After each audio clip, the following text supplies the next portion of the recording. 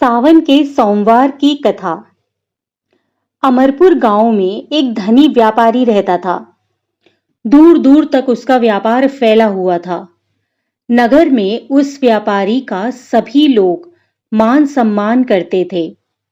इतना सब कुछ होने पर भी वह व्यापारी अंतर्मन से बहुत दुखी था, क्योंकि उस व्यापारी का कोई पुत्र नहीं था। दिन रात उसे एक ही चिंता सताती रहती थी। उसकी मृत्यु के बाद उसके इतने बड़े व्यापार और धन संपत्ति को कौन संभालेगा। पुत्र पाने की इच्छा से वह व्यापारी प्रति सोमवार भगवान शिव की व्रत पूजा किया करता था।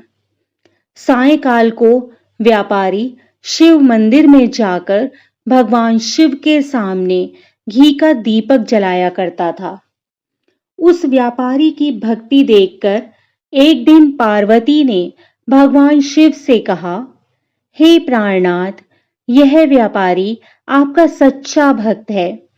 इतने दिनों से यह सोमवार का व्रत और पूजा नियमित रूप से कर रहा है। भगवान, आप इस व्यापारी की मनोकामना अवश्य पूर्ण करें।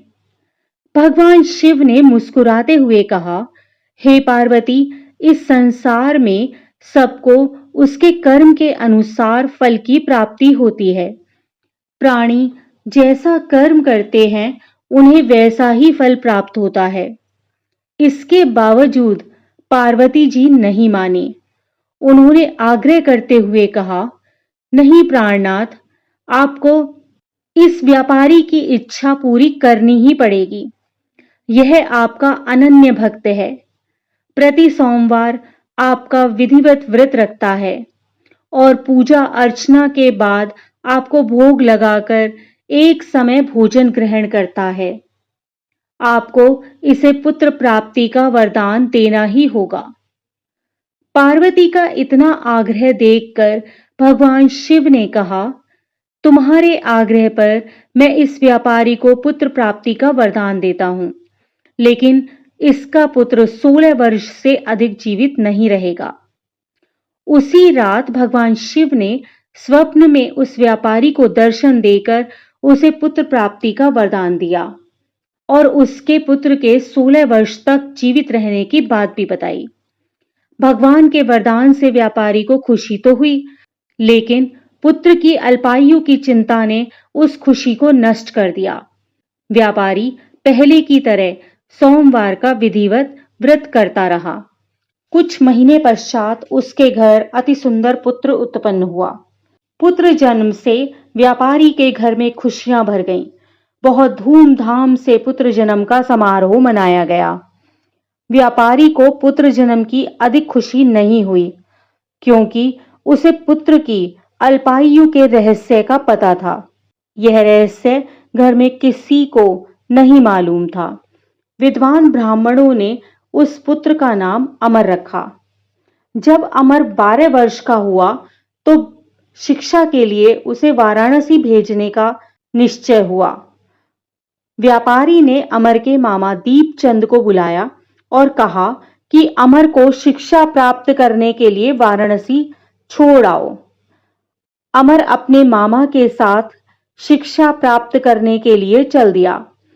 रास्ते में जहां भी अमर और दीपचंद रात्रि विश्राम के लिए ठहरते, वहीं यज्ञ करते और ब्राह्मणों को भोजन कराते थे। लंबी यात्रा के बाद अमर और दीपचंद एक नगर में पहुंचे। उस नगर के राजा की कन्या के विवाह की खुशी में पूरे नगर को सजाया गया था। निश्चित समय पर बारात आ गई, लेकिन वर का पिता अपने बेटे के एक आंख से काना होने के कारण बहुत चिंतित था। उसे इस बात का भय सता रहा था कि राजा को इस बात का पता चलने पर कहीं वह विवाह से इनकार न कर दे। इससे उसकी बदनामी होगी। वर के पिता ने अमर को देखा तो उसके मस्तिष्क में एक विचार आया। उसने सोचा, क्यों ना इस लड़के को दूल्हा बनाकर राजकुमारी से विवाह करा दूं। विवाह के बाद इसको धन देकर विदा कर दूंगा और राजकुमारी को अपने नगर में ले आऊंगा। वर के पिता ने इसी संबंध में अमर और दीपचंद से बात की। दीपचंद ने धन मिलने के लालच में वर के पिता की बात स्वीकार कर ली। अमर को दूल्हे के वस्त्र पहनाकर राजकुमारी चंद्रिका से विवाह करा दिया गया। राजा ने बहुत सा धन देकर राजकुमारी को विदा किया। अमर जब लौट रहा था तो सच नहीं छिपा सका और उसने राजकुमारी की ओढ़नी पर लिख दिया, राजकुमारी चंद्रिका, तुम्हारा विवाह तो मेरे साथ हुआ था। मैं तो वाराणसी में शिक्षा प्राप्त करने जा रहा हूं। अब तुम्हें जिस नवयुवक की पत्नी बनना पड़ेगा वह कान्हा है। जब राजकुमारी ने अपनी ओढ़नी पर लिखा हुआ पढ़ा तो उसने काने लड़के के साथ जाने से इनकार कर दिया। राजा ने सब बातें जानकर राजकुमारी को महल में रख लिया। उधर अमर अपने मामा दीपचंद के साथ वाराणसी पहुंच गया। अमर ने गुरुकुल में पढ़ना शुरू कर दिया। जब अमर की आयु 16 वर्ष पूरी हुई तो उसने एक यज्ञ किया। यज्ञ की समाप्ति पर ब्राह्मणों को भोजन कराया और खूब अन्न वस्त्र धन दिए। रात को अमर अपने शयन कक्ष में सो गया। शिव के वरदान के अनुसार शयन अवस्था में ही अमर के प्राण पखेरु उड़ गए। सूर्योदय पर मामा अमर को मृत देखकर रोने पीटने लगा। आसपास के लोग भी एकत्रित होकर दुख प्रकट करने लगे। मामा के रोने विलाप करने के स्वर समीप से गुजरते हुए भगवान शिव और माता पार्वती ने भी सुने। पार्वती जी ने भगवान से कहा, प्राणनाथ, मुझसे इसके रोने के स्वर सहन नहीं हो रहे। आप इस व्यक्ति के कष्ट अवश्य दूर करें। भगवान शिव ने पार्वती जी के साथ अदृश्य रूप में समीप जाकर अमर को देखा तो पार्वती जी से बोले, पार्वती, यह तो उसी व्यापारी का पुत्र है। मैंने इसे 16 वर्ष की आयु का वरदान दिया था। इसकी आयु तो पूरी हो गई। पार्वती जी ने फिर भगवान शिव से निवेदन किया, हे प्राणनाथ, आप इस लड़के को जीवित करें, नहीं तो इसके माता पिता पुत्र की मृत्यु के कारण रो रो कर अपने प्राणों का त्याग कर देंगे। इस लड़के का पिता तो आपका परम भक्त है। वर्षों से सोमवार का व्रत करते हुए आपको भोग लगा रहा है। पार्वती के आग्रह करने पर भगवान शिव ने उस लड़के को जीवित होने का वरदान दिया और कुछ ही पल में वह जीवित होकर उठ बैठा। शिक्षा समाप्त करके अमर मामा के साथ अपने नगर की ओर चल दिया। दोनों चलते चलते उसी नगर में पहुंचे जहां अमर का विवाह हुआ था। उस नगर में भी अमर ने यज्ञ का आयोजन किया। समीप से गुजरते हुए नगर के राजा ने यज्ञ का आयोजन देखा। राजा ने अमर को तुरंत पहचान लिया। यज्ञ समाप्त होने पर राजा अमर और उसके मामा को महल में ले गया और कुछ दिन उन्हें महल में रखकर बहुत सा धन वस्त्र देकर राजकुमारी के साथ विदा किया।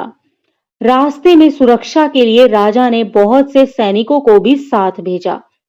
दीपचंद ने नगर में पहुंचते ही एक दूत को घर भेजकर अपने आगमन की सूचना भेजी। अपने बेटे अमर के जीवित वापस लौटने की सूचना से व्यापारी बहुत प्रसन्न हुआ। व्यापारी ने अपनी पत्नी के साथ स्वयं को एक कमरे में बंद कर रखा था।